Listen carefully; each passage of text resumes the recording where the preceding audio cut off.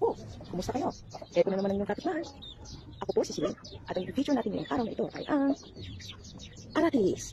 Karamihan sa atin, of course, usong-uso ito sa mga batang 90s, 80s, 70s, kahit anong era siguro.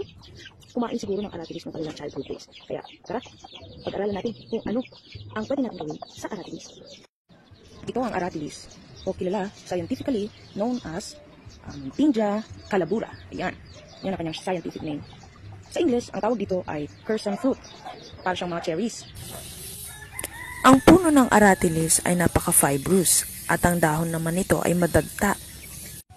Ang aratilis ay maraming medicinal properties. So, ito ay merong anti-inflammatory and antibacterial properties na lumalaban sa mga infeksyon. Ganito naman ang itsura ng aratilis sa loob. So, para siyang may mga butil-butil na maliliit. Yan, so collections of butil-butils. Ayan, ganyan siya. Ayan, subukan natin kainin.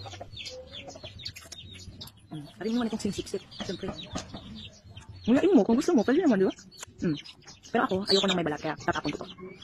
Yung gusto ko na, sa aratilis, yung medyo hilaw pa, yung may konting asin, at saka balanse lang yung tamis. Kayo, gusto nyo rin ba ng aratilis? O di kumain kayo.